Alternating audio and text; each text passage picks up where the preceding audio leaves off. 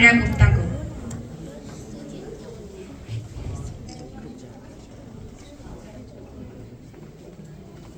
Hello hello. यहाँ उपस्थित आदरणीय निर्णायकगण, माननीय शिक्षकगण एवं मेरे सभी मित्रों को कक्षा 7वीं की समृद्धि शर्मा का बहुत बहुत अभिनंदन। आज हम सब यहाँ मुंशी प्रेमचंद सर्वश्रेष्ठ अभिव्यक्ति प्रतियोगिता के तृतीय एवं अंतिम चरण के लिए उपस्थित हुए हैं, जहाँ मैं आप सभी के समक्ष यूक्रेन एवं रूस के मध्य संघर्ष के संदर्भ में भारत की तटस्थ नीति के पक्ष में अपने विचार प्रस्तुत करने जा रही हूँ। 24 फरवरी 2022 वे दिन जब दुनिया एक बार फिर युद्ध की आग में भड़क उठी। यूक्रेन एवं रूस के युद्ध ने न केवल सीमाएं तोड़ी, किंतु लोगों के घर, परिवारों के सपने एवं मानवता की रीढ़ भी तोड़ दी। जब एक माँ मलबों के बीच अपने बच्चों को ढूंढती है, जब एक सैनिक युद्ध भूमि से कभी घर लौट कर नहीं आता, जब हार जीत शब्द अर्थहीन हो जाते हैं, तब विश्व को आवश्यकता थी एक ऐसे देश की जो आग में घी नहीं पानी डालने का काम करे, और भारत ने वही किया। भारत ने कहा, हम हथियारों के साथ नहीं, हम शांति के साथ हैं। हम पक्ष नहीं लेंगे, हम मानवता का पक्ष लेंगे। और फिर भारत ने तटस्थ नीति अपनाई। तटस्थ नीति का अर्थ होता है ना किसी के पक्ष में झुकना और ना किसी पर दबाव डालना, संतुलित रहना और केवल शांति, संवाद एवं मानवता के रास्ते को चुनना। भारत ने ठीक वही किया है। ये कोई नई सोच नहीं, हमारी संस्कृति भी कहती है वासुदेव कुटुंबकम, अर्थात पूरा विश्व एक परिवार है, और परिवार के बीच लड़ाइयाँ बढ़ाई नहीं जाती, सेतु बनाए जाते हैं। भारत ने ठीक वही किया है। महाभारत की सीख भी यही कहती है। कुरुक्षेत्र में भी श्री कृष्ण ने पहले शांति एवं संवाद के रास्ते अपनाए, युद्ध को अंतिम विकल्प माना। भारत ने भी आज ठीक वही किया है। शांति एवं संवाद को प्राथमिकता दी, और निर्णय तभी लिया गया जब सभी विकल्पों पर अच्छे प्रकार से विचार किया गया। चाणक्य भी अपनी चाणक्य नीति में यही कहते थे, बुद्धिमान व्यक्ति वही है जो युद्ध के समय भी शांति की संभावना न छोड़े। भारत ने ठीक वही किया है, क्योंकि भारत अच्छे प्रकार से जानता है, और हमारे तथ्य भी यही कहते हैं कि रूस हमारा पुराना रक्षा साझेदार है। यूक्रेन शिक्षा व व्यापार में महत्वपूर्ण है, और अमेरिका तथा नेटो तकनीकी एवं आर्थिक स्थिरता के स्तंभ है। किसी एक खेमे में झुकना हमें कमजोर बनाता है। तटस्थ रहना रणनीतिक शक्ति का एक सशक्त प्रमाण है, और ऐसा उदाहरण है जो जन जन्मांतर तक लोगों को प्रेरित ही करता रहेगा। अब मैं एक पंक्ति बोलकर अपनी वाणी को विराम देना चाहूंगी। इतिहास गवाह है, इतिहास गवाह है। कुछ देश जीत की इबारत लिखते हैं, और कुछ देश भारत की ही तरह समय की नींव रखते हैं। धन्यवाद। और मैं यहीं पर ही अपनी वाणी को विराम देते हुए अपनी प्रस्तुति का अंत करना चाहूंगी।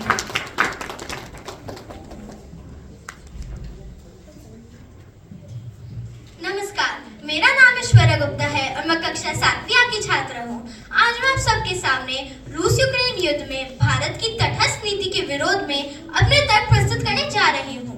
सबसे पहले मैं ये कहना चाहूंगी कि जहाँ अन्याय साफ दिखे, वहाँ तटस्थ रहना कूटनीति नहीं, कमजोरी है। महात्मा गांधी जी ने कहा था, अन्याय के समय चुप रहना कायरता है, और भारत की चुप्पी इस युद्ध में कई बार बिल्कुल ऐसी ही लगती है। साथियों, यह युद्ध सिर्फ दो देशों का नहीं है। इसमें हजारों निर्दोष नागरिक मारे गए हैं और लाखों लोग घर छोड़ने पर मजबूर हुए हैं। ऐसी स्थिति में क्या तटस्थ रहना मानवीय रूप से सही है? मेरे विरोधियों का पहला तर्क होता है कि अगर भारत यूक्रेन का खुलकर साथ देगा तो रूस नाराज हो जाएगा। मैं पूछना चाहती हूँ कि हमारी दोस्ती इतनी कमजोर है कि सच बोलते ही टूट जाए? दूसरा तर्क होता है कि हमारा रक्षा सामान रूस से आता है। हाँ, यह सच है कि लंबे समय तक 60 से 70% हथियार रूस से आए, लेकिन यह भी सच है कि अब भारत 70 से ज्यादा देशों के साथ रक्षा सहयोग कर रहा है। तो क्या हम हमेशा एक देश के डर में अपना सिद्धांत बदल देंगे? तीसरा, अंतरराष्ट्रीय स्तर पर देखें तो संयुक्त राष्ट्र में 40 से अधिक देशों ने रूस की कार्रवाई को गलत कहा, लेकिन भारत हर बार तटस्थ रहा। मैं पूछना चाहती हूँ, क्या एक उभरती वैश्विक शक्ति का यही रुख होना चाहिए? भारत वसुधैव कुटुंबकम का समर्थक है, यानी पूरी दुनिया एक परिवार है। परिवार में अगर कोई गलत करे तो उसे रोकना दुश्मनी नहीं, बल्कि एक जिम्मेदारी दिखाना होता है। अंत में मैं स्पष्ट रूप से कहना चाहती हूँ कि भारत को अपना रुख राय देखें। धन्यवाद। जय हिंद, जय भारत। आपने हमारे समक्ष अपना दृष्टिकोण प्रस्तुत किया। अब क्या मैं आपसे इसी संदर्भ में एक प्रश्न पूछ सकती हूँ? जी हाँ। मेरा प्रश्न आपसे यह है कि अगर भारत खुलकर किसी एक देश का समर्थन कर देता तो क्या इसका अर्थ ये नहीं है कि उस देश की आशा हो जाती कि भारत उनकी सहायता करेगा और भारत भी उस युद्ध में खिंचा चला आता, उस युद्ध का हिस्सा बन जाता? नहीं, किसी एक देश का समर्थन करना युद्ध में शामिल होना नहीं, बल्कि न्याय का साथ देना होता है। यदि दुनिया अन्याय पर अपनी आंखें बंद कर ले तो फिर वो ऐसे युद्ध बार बार होंगे।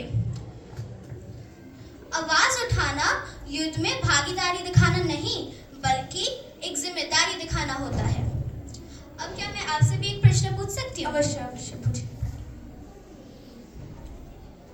तटस्थ रहने से किसे फायदा हुआ? भारत को, रूस को या यूक्रेन को? अगर भारत तटस्थ ही रहे तो यूक्रेन को ये नहीं लगेगा कि वो उसकी पीड़ा को अनदेखा कर रहा है?